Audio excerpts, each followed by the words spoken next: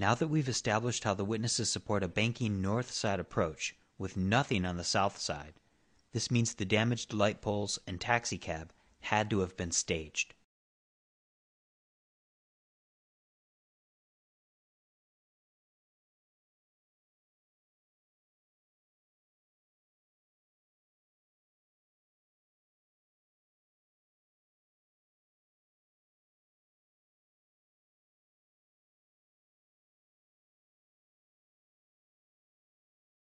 As unanimously demonstrated by the witnesses, the plane was nowhere near the 5 down light poles.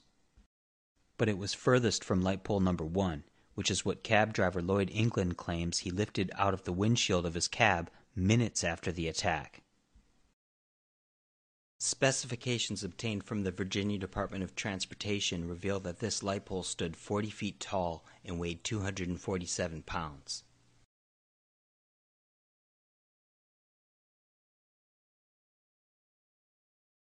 Not a single photograph exists showing the pole inside the cab. Not a single witness exists who says they saw the pole inside the cab or the cab driver removing the pole. Most importantly, they all say the plane was nowhere near the light poles. Yet Lloyd claims he came to a stop sideways on the road, with the over 30-foot-long light pole still sticking out over the hood. And that a silent stranger helped him remove the pole from the car. A car was coming, well, I guess you call it more or less a van, and I asked the guy, would he help me get the pole out? So he stopped, he never said a word. I said, man, it's mighty quiet, it's so quiet. And he never said a word. He helped me get the pole out. The pole happened to be bent when we pulled the pole out, and the pole was bent, and the bent part took me down to the ground. I fell down on my back, but I held the pole up and laid the pole down, and he got in his van and went on down the road. This would mean that a 90-ton Boeing traveling 530 miles per hour factored with the kinetic energy of the cab traveling about 40 miles per hour in the opposite direction,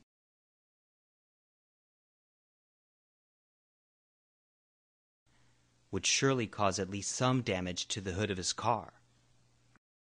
And to clarify, it was the large piece of the base of the large piece was sticking out across the hood. Wow. The pole came right on through to the back seat. If anybody had been sitting in the back, sitting in the front on the right side, the pole would have went through them. Sure. And it actually was laying on your head then? Yeah. Wow. Yeah. But there are no scratches on the hood.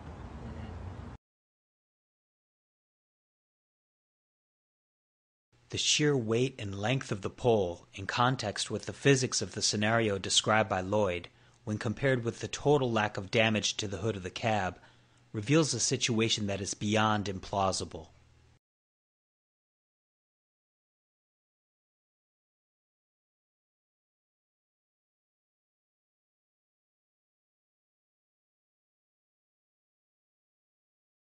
But don't forget, the witnesses proved the plane was nowhere near the bridge, light pole number 1, or the cab, explaining why this scene is so questionable and beyond physically implausible.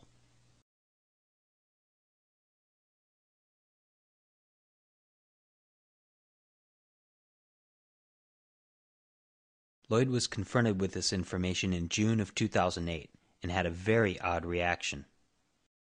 Before the on-camera interview began, unaware he was being audio recorded, Lloyd let it slip that he knew his cab and the light pole were on the bridge.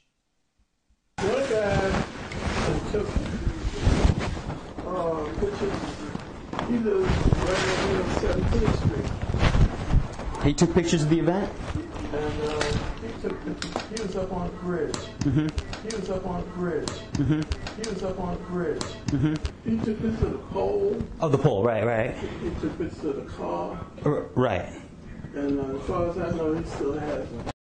But when the camera started, Lloyd said the complete opposite and refused to admit he was anywhere near the bridge. So what's up? You know. That's the big question, Lloyd. I mean, you said the government never did anything, never investigated your cab or took it in for evidence, right? No, they did not. And I was interviewed by the FBI once they knew I was still alive because my wife worked for them.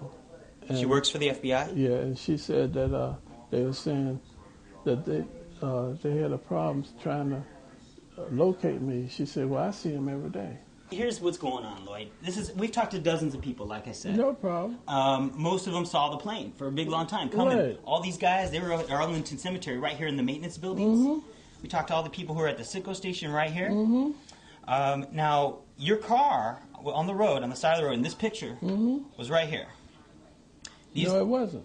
Yeah, we got pictures of it. Here it is. My car is not there. No, we got pictures of it. No, my car was not there. I can pull it up. I'll show I you. don't care what you do. My car was at the Pentagon. My car was not across this bridge. It was on this bridge. I'll show you the picture. No, it wasn't. My car was back here. It was not down here. This is What was Columbia it doing Pike. here? That's where I was driving. I came up off of. I'm coming from Roslyn, and coming from Roslyn, what we call H Road. So where are you trying to say the car was here? The car was back here. Okay. It says we know that the poles were down here. So you're saying the car was like up here. That's right. After a road trip to go physically examine Lloyd's cab from 9/11 that he had preserved under a tarp 90 miles away on his other property in the country, we were able to show him the images proving his scene with the cab and the pole was just south of the bridge. This picture right here, here you are, see? The car's kind of surrounded by these guys. There's the pole right here. Now see what this is? That's the cobblestone from the bridge. Now take a look at this. Come over here. Here's the bridge right here. Now there's your cab. It's sideways on the side of the road. With the hole in it, the pole's laying down right over there. The pole used to be up right here. This is pole number 1. Well, you're right on the bridge. No. That's your cab, right? Look close. See that? Faced the wrong way. No, it's facing the same way. Facing the same way it was right here. This is taken from the other side. This way it's facing. Look at that one. I've never seen that picture there before. You never saw it? This is Jason Ingersoll. He was a Navy military photographer. Here's your cab, right? That's not. See your cab? See it? There's the grill. You see you right here. You're wearing the cap. Yeah, I see it. I see it. All right. Now there's the pole. That's your pole. See the bend? Yeah. That's the pole you pulled out, right? There's your cab. I mean, it couldn't be any other pole. The lamp is down next to it. But see how it's got the cobblestone? I see the sign. That's the sign. But that's not. And that's the cobblestone That's not. from the bridge. That's, I see that from the bridge, but that's not where it happened. well, how come? It's not where it happened. Well, how did that get there then? I can't explain that. I've never seen that before. You never saw. I've never seen that. The bridge, where the plane went across and where the pole came in, there was no bridge.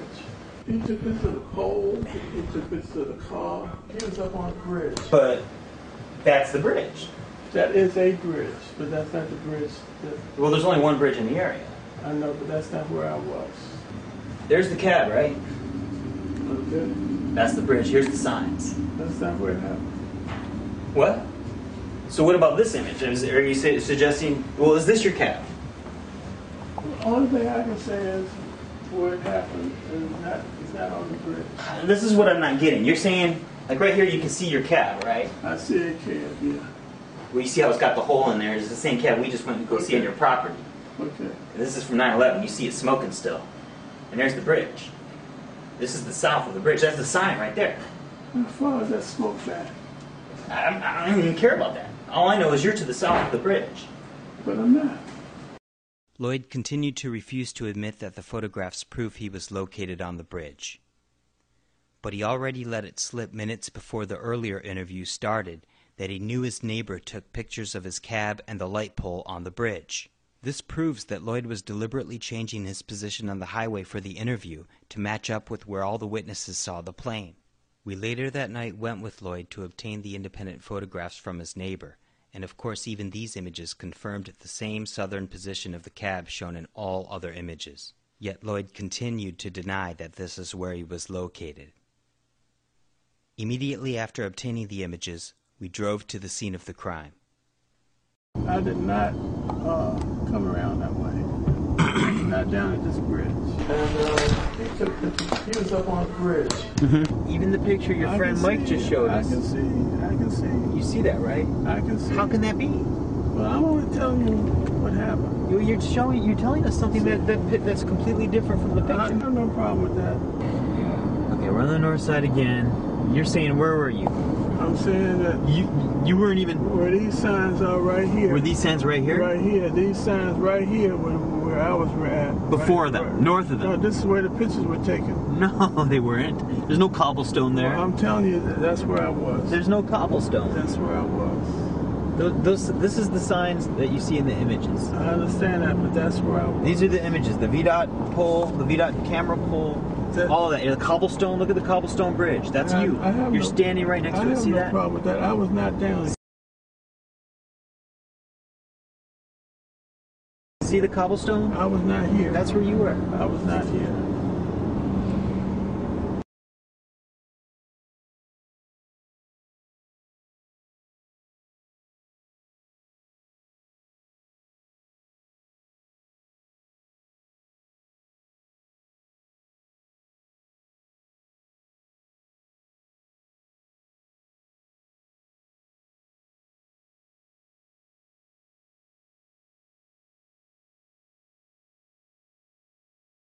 Lloyd was much more candid when he didn't realize he was being recorded. You know what his story is? Just what I said. You got to understand what you're saying. Not the truth.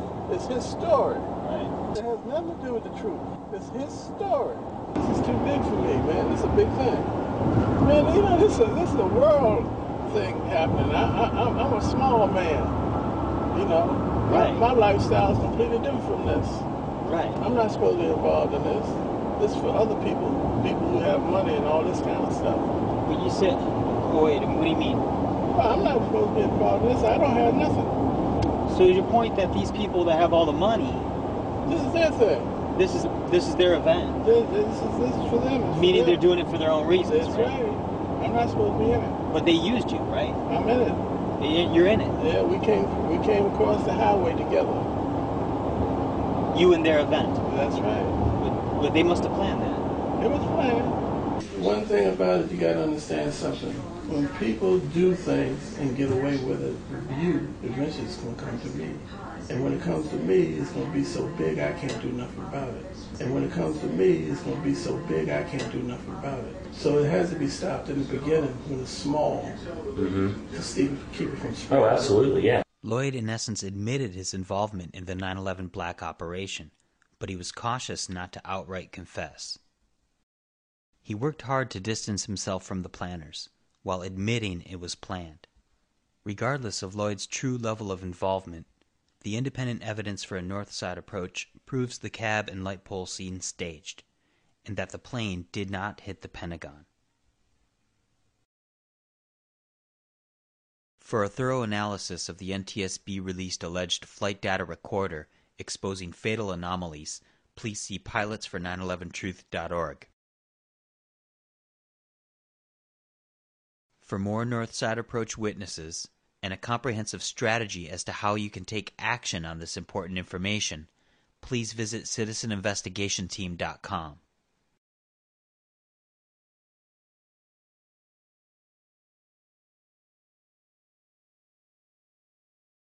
What you have just witnessed is conclusive evidence proving that the 9/11 attack on the Pentagon was a carefully planned and skillfully executed military deception.